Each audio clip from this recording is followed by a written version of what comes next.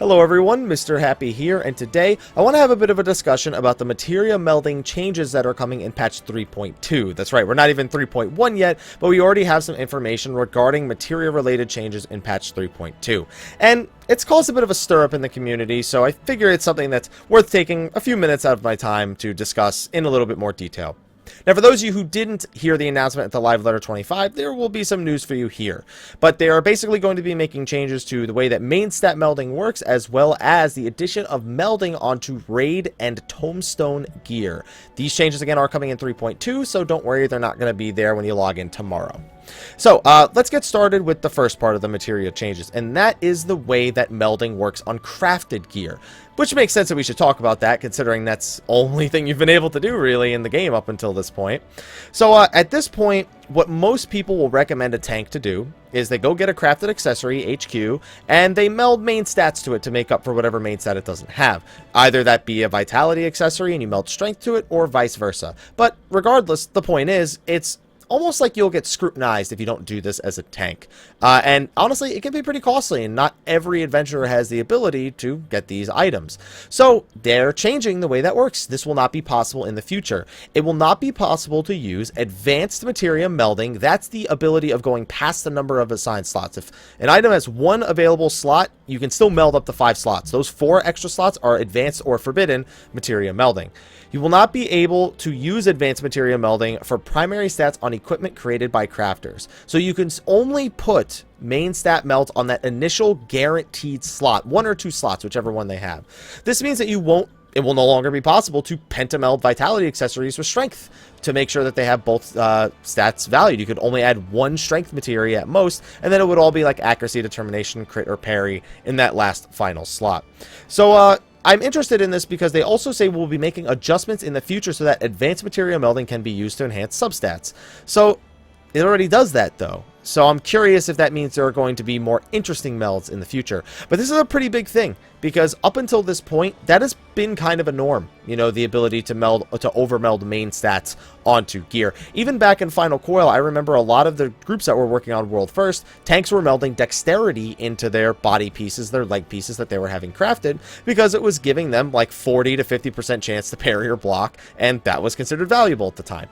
So, it's going to be an interesting change, but that's honestly not the big change that a lot of people are worried about. Sure, some crafters are worried about this because they're worried that, you know, this will lower the value of crafted gear, specifically when it comes to high-end raiders. However, to make up for that sort of deficiency, they are going to be increasing the power of said crafted gear.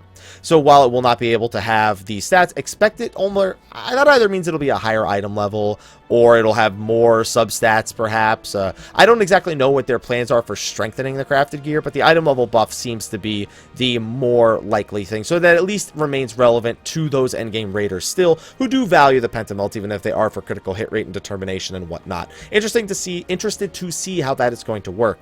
Now for tanks, I know there's a bunch of warriors who hear that and they're like, no, my fell cleaves, why? Don't worry, they also said they are going to, I'm going to read this verbatim from the official translation. In order to resolve, actually I read the whole thing. Many of those attempting instance raids in the early stages tend to use advanced materia melding on accessories, which leads to tanks being required to meld strength or vitality. Due to this, there were times where melded accessories were better than the accessories which dropped from clearing the instance. In order to resolve this, in patch 3.2 we will be making adjustments that will change the damage calculation of tanks into a more appropriate state. I see this, and I think a lot of people have agreed with me thus far. This may mean that vitality starts being a slightly more efficient damaging stat, or a more efficient stat overall, that offers something other than just effective health and health per 3 seconds, health per tick. A lot of people agree it might mean that vitality gets a small modifier on damaging skills, but we have nothing concrete yet. I'm curious to see where that puts, you know, Warrior, Paladin, and Dark Knight when it comes to when they're wearing vitality accessories versus wearing strength accessories. It doesn't seem like they want to discourage people from wearing strength accessories, just that they want, you know, they don't want the overmelding to be a thing, and the overmelding won't be possible anymore. So just sort of a way of making up for that difference. So for people who don't meld, sounds like a flat buff. For people who don't use strength accessories, maybe it'll be a buff. And for people who use pentamelded, well, we'll see if it's about the same or if it's less. It'll probably end up being less. The big thing that has a lot of people sort of upset is this statement. From patch 3.2, crafted equipment will become more powerful than what it has been up till now. Okay, I said that already. I guess I should have read this first. Furthermore, accessories will be implemented at the same time as high-tier equipment that can be created by crafters. That's another piece of news. Accessories coming at the same time as the left side gear. Here's the thing. Additionally, materia slots will be added to raid equipment and the equipment that can be purchased with the various tomestones. So you'll be able to add materia to boost the substats you prefer. So there's a few things that we can take out of that statement and a few things that aren't made clear in that statement. First of all, let me say that this is something I did not say in the live letter 25, but it also seems, or based on other translators that have come into my live stream, as well as people that have been posting on Reddit and the other official forums, that what they actually said was that they will be adding one slot to each piece of raid gear, and that will be the only slot you can add stats to. You will not be able to use Forbidden Melding on Raid and Tombstone gear. Now, I don't know if that's going to be exactly what they said. There have been slight variances in what people have told me, but they all seem to say that you will not be able to do Forbidden Melding on this Raid tier gear. So you don't have to worry about spending millions and millions of gil penta-melding Raid tier gear. However, the fact that they are adding these materia slots to Tombstone gear, which is something I've longed for. I've always wanted materia to have that extra use, where when I get a new piece of raid gear, if I need accuracy from it, like, oh man, if I wear this, I'm 15 accuracy short, I at least have some means of bridging that gap, and it creates a bit more interesting of a dynamic with the raid gear you get, and of course the best in slot lists. Now, that being said, there are people with the serious concern, those that are not hardcore raiders, that don't play the game ridiculously long, but still want to do, you know, soft to middle core raiding when it comes to Savage, that they're worried that they will not be able to get into a raid group if they cannot afford the melds to add to the gear that they get. Now, we also still don't have a bunch of, like, for example, we don't know if, like, unupgraded Tombstone gear can have melds, because it would be pretty shitty if you could add melds to unupgraded Tombstone gear, and then if you upgrade it and you lose the meld. So I'm almost willing to think it might only be upgraded Tombstone gear that gets it, but that's not made clear here, so I'm not going to speculate on it all too much. So here's my thing with this. They're very clearly adding a system into the game to give people materia without them needing to invest money, only invest time.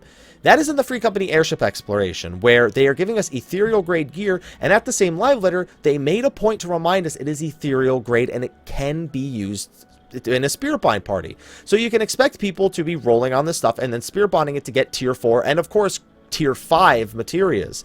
So all I really have to say about that statement is, if you are concerned about not having the income to do it, when 3.1 comes out, I highly recommend, whether it's easy mode, normal mode, or with a free company doing hard mode, invest some time in getting your hands on some of this ethereal grade gear and spirit bonding it. That is the best option you have. Get spirit bond potions, you know, try to get multiple pieces as it is, you know, find out how long it's going to take, the optimal paths for spirit bonding so you can make spirit bonding parties for the Free Company Airship. Want to do one run spirit bonding party in the party finder, looking for 1 tank, 2 healers, bam, done. This is gear that can be gotten simply by rolling on it.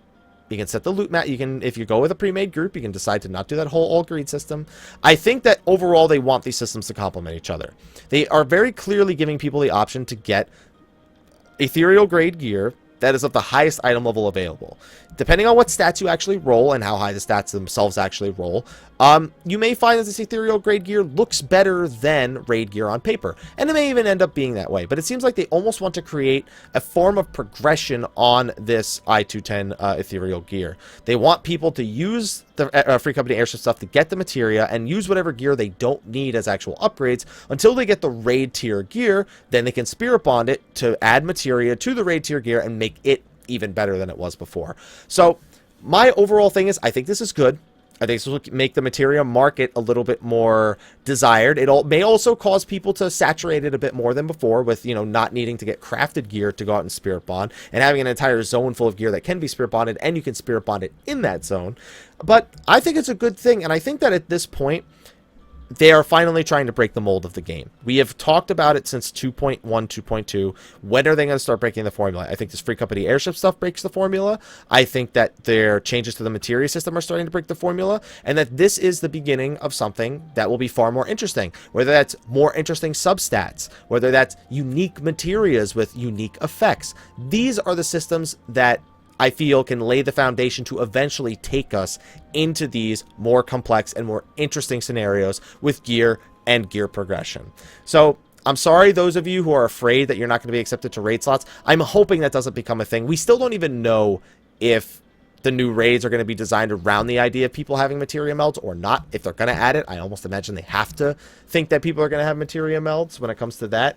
But that being said, you have systems in the game to help you get take care of this. I know the market boards, like here, if I take myself out of discussion mode and go over to the market boards, I'm almost positive that the materia prices have jumped immensely for non-main stat materias and non-elemental materials. And that's another thing. Maybe with this system in place, they can start maybe making these elemental materias useful. Grade 5 materia, not the best example. 10 mil. Not so bad. They were like 200k the other day. Not even kidding. These were like 50 to 200k the other day. They have definitely died down. Even so, they're still far more expensive than they were before. The grade 5 materia is like off the charts. But, you're going to see the grade 4 materia take a jump. Expect grade 5 to be the more sought after thing, especially if you can, in the end, only equip 1 or 2 pieces of materia on the gear and not do any of the forbidden melding.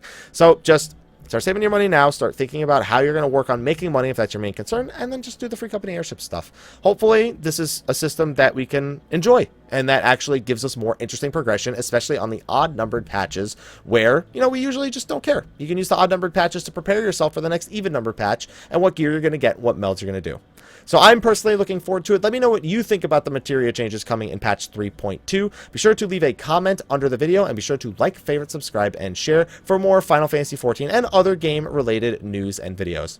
Anyway, thank you for watching. I'll see you all in the next one, and until then, take care.